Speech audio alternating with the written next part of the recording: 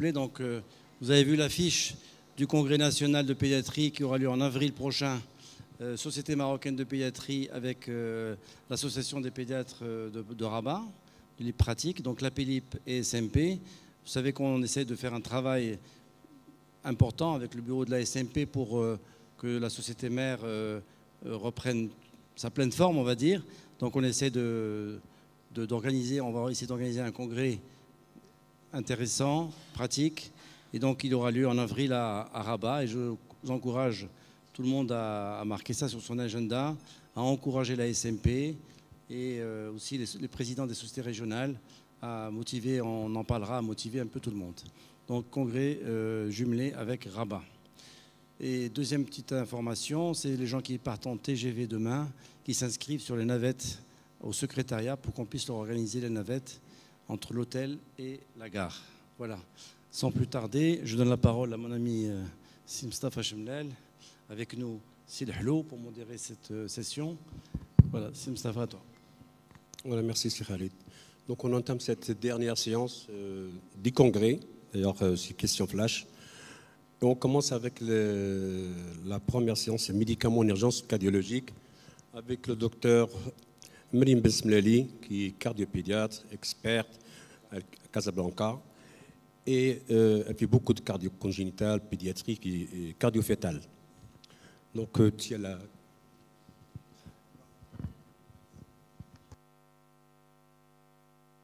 Ah, voilà. Je commence par les... Mariam, le choix du sujet était surtout pour les pédiatres, parce qu'on ne sait pas prescrire les médicaments je suis désolée, j'ai démarré par les atteintes cardiaques des maladies métaboliques. Enfin, j'ai deux sujets l'un à la suite, c'est pas grave. Juste, je l'ai lancé, donc on va commencer par ça et on fera les médicaments en cardiopédiatrie juste après. Donc, on va parler un petit peu de maladies métaboliques. C'est un sujet qui n'est pas du tout simple, même pour moi. Donc, on va faire un petit peu de maladies métaboliques pour les nuls, mais ce n'est pas du tout une insulte parce que je me considère comme nulle en maladies métaboliques, mais j'essaye de faire quelque chose de très simple pour qu'on puisse comprendre, parce que c'est des maladies qui font peur, qui sont très difficiles à comprendre. Et donc, on va essayer de faire très schématique et très synthétique. Donc, les maladies métaboliques peuvent parfois être associées à des cardiomyopathies. Donc, qu'est-ce qu'une cardiomyopathie?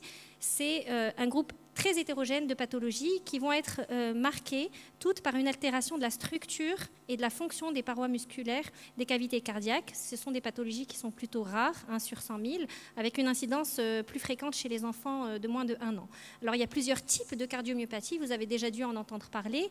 Les plus fréquentes et qui nous intéressent aujourd'hui, c'est surtout la cardiomyopathie hypertrophique. C'est des cardiomyopathies où on va avoir une augmentation de la masse myocardique avec un épaississement de la paroi du muscle cardiaque, comme vous pouvez voir dans cette écho, qui est une échographie en parasternal grand axe. Vous voyez un épaississement du muscle cardiaque et elle va prédominer en général sur le ventricule gauche et elle peut être asymétrique avec une atteinte plus importante au niveau du septum interventriculaire.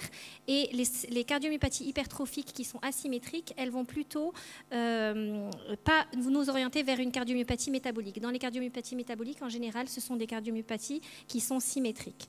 Le deuxième type de cardiomyopathie, c'est les cardiomyopathies dilatées. Vous voyez la différence sur l'échographie avec un amincissement de la paroi musculaire cardiaque et un ventricule gauche qui est plutôt dilaté et hypokinétique, donc avec une altération de la fonction systolique. Il y a d'autres types de cardiomyopathie dont on ne va pas forcément parler puisqu'elles sont plus rares, mais qui peuvent parfois être associées aux maladies métaboliques, comme les cardiomyopathies arythmogènes et les cardiomyopathies de non-compaction. Il y a aussi les cardiomyopathies restrictives qui sont très rarement associées aux maladies métaboliques. Alors, donc, pour faire très simple, les cardiomyopathies de l'enfant, il y a plusieurs étiologies. Il y a les étiologies métaboliques, donc les maladies innées du métabolisme, mais on a aussi tout un tas d'autres pathologies qui peuvent entraîner des cardiomyopathies. On a les myocardites, on a toutes les pathologies neuromusculaires, parfois on a des cardiomyopathies syndromiques avec des atteintes génétiques, et on a les cardiomyopathies familiales. Alors, quand est-ce que, dans l'histoire de la maladie d'un patient, vous devez suspecter une cardiomyopathie d'origine métabolique? Alors, surtout chez les nouveau-nés et les nourrissons de moins de 1 an, quand il y a des antécédents familiaux comme une consanguinité ou alors une histoire familiale de mort subite. quand vous allez avoir une association de pathologies multisystémiques avec des atteintes neurologiques, des atteintes ophtalmo, des endocrinopathies, des myopathies, et surtout si ces associations vous semblent illégitimes, c'est-à-dire qu'il n'y a pas d'explication hémodynamique entre ces atteintes. Les atteintes multi-organes doivent vous faire penser à des origines métaboliques. Aussi, quand on a un passage d'une forme de cardiomyopathie à l'autre, par exemple un patient qui commence avec une cardiomyopathie dilatée, puis ensuite qui passe à une forme hypertrophique, il faut penser aux maladies métaboliques. Chez les nouveau-nés, quand la situation clinique est vraiment disproportionnée par rapport à la dysfonction du ventricule gauche, c'est-à-dire un nouveau-né avec une dysfonction cardiaque qui est légère, mais une situation hémodynamique catastrophique, il faut penser aux maladies métaboliques. Et également en cas d'association avec des troubles à l'ECG, notamment les blocs auriculo-ventriculaires, surtout s'ils sont progressifs, et les arythmies ventriculaires. On le comprend bien, puisque s'il y a une anomalie de la structure du muscle cardiaque, ça peut également toucher les fibres électriques. Alors, donc pour faire très très simple, quand on a un substrat, le métabolisme va nous permettre de le dégrader en un produit, quel que soit le substrat. Donc si on a une anomalie du métabolisme, on va avoir plusieurs types de pathologies. Soit on va avoir un déficit du produit, et c'est le déficit ou l'absence de ce produit qui va entraîner un déficit énergétique et qui va provoquer une production insuffisante d'ATP, qui est la source principale de l'énergie des cellules et notamment de la cellule myocardique. Soit on va avoir en amont une accumulation du substrat qui ne s'est pas dégradé. Ce substrat peut être toxique, et dans ce cas-là, on va se retrouver dans des pathologies d'intoxication. Ou alors le substrat n'est pas toxique, et dans ce cas-là, on est dans des pathologies de surcharge, c'est-à-dire que ce n'est pas la toxicité de l'accumulation du produit, mais la macromolécule elle-même qui va en fait aller s'accumuler dans le cardiomyocyte avec un effet mécanique en fait sur le myocarde et provoquer la cardiomyopathie. Donc ça, c'est vraiment schématisé, très très simple. Pour compliquer un petit peu plus, on va rentrer dans les détails de chacune de ces trois types de maladies métaboliques et les atteintes cardiaques qu'on peut avoir. Donc, on va commencer par les intoxications, c'est les plus rares. Alors, les intoxications, cliniquement, les caractéristiques communes, c'est qu'elles ont un intervalle libre, en fait, entre la naissance et l'apparition des signes cliniques d'intoxication aiguë ou chronique. Et c'est des pathologies qui, en fait, vont évoluer par des crises récurrentes qui vont être aggravées et déclenchées, souvent par un événement catabolique, une infection intercurrente, la fièvre, le jeûne ou l'alimentation. Le diagnostic, il est plus ou moins facile. On va le faire par la chromatographie des acides aminés ou des acides organiques urinaires et le profil des acylcarnitine. La plupart de ces pathologies sont traitables en général par des médicaments épurateurs ou pour la dialyse. Alors, toutes ces maladies d'intoxication ne donnent pas des cardiomyopathies. Les plus fréquentes, c'est la tyrosinémie. Et sinon, les aciduries organiques, ce sont elles qui peuvent donner des atteintes cardiaques, notamment l'acidémie méthylmalonique ou propionique. Ensuite, on va passer au cas des déficits énergétiques. Donc, le produit n'a pas été fabriqué, et donc on va avoir un déficit énergétique de la cellule musculaire. Ça, c'est le panel des maladies du métabolisme énergétique cytoplasmique et mitochondrial.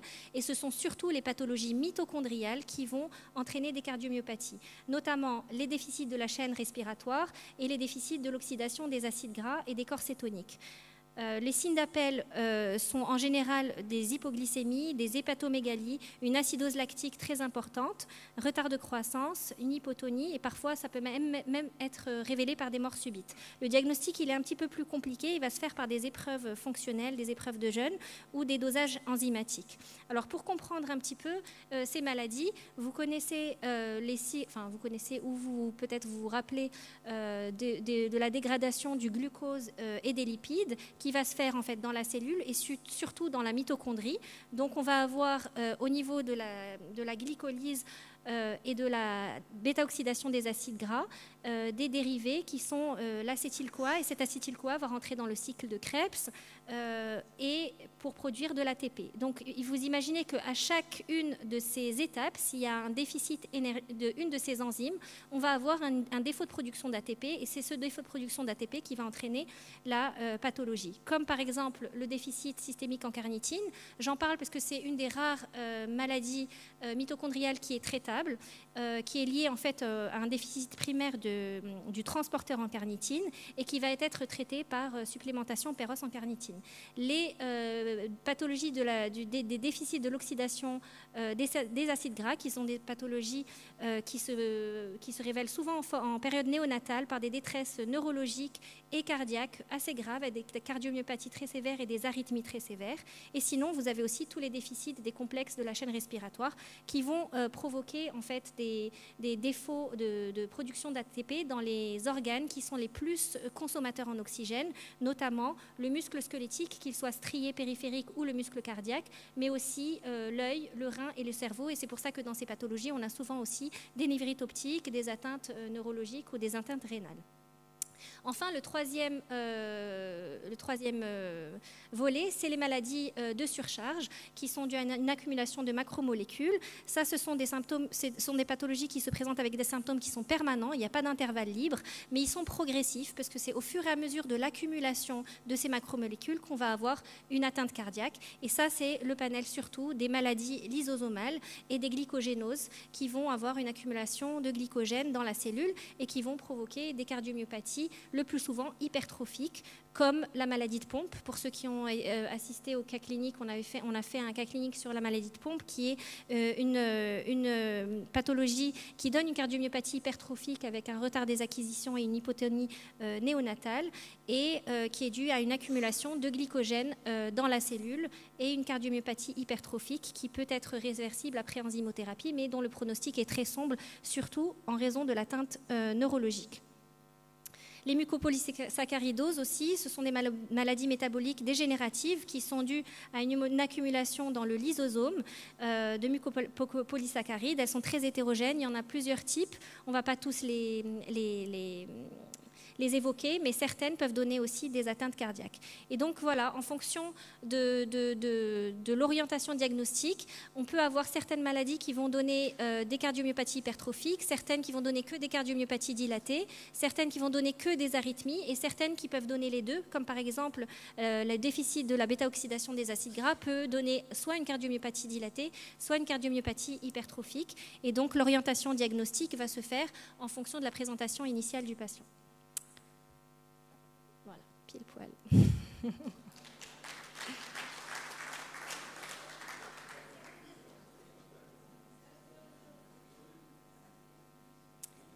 ne sais pas si on fait des questions ou pas. Soit on enchaîne, Mariam, soit on prend des questions. On prend quelques questions. Est-ce qu'il y a des questions ?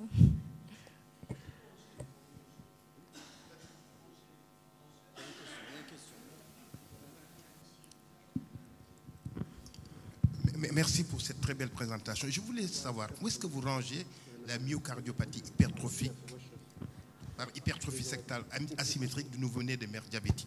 Alors, on ne considère pas ça comme une cardiomyopathie métabolique. C'est une cardiomyopathie métabolique, mais ce n'est pas une erreur innée du métabolisme. Voilà. Donc, elle est à part. Elle est dans le groupe des cardiomyopathies métaboliques, mais pas... qui ne fait pas partie des erreurs innées du métabolisme, puisqu'elle est régressive. Et en fait, régressive au bout de 3 semaines, oui. Voilà, elle est régressive, il n'y a pas de modification structurelle chronique du muscle cardiaque. D'autres questions? D'autres questions? Donc, on passe à la communication suivante.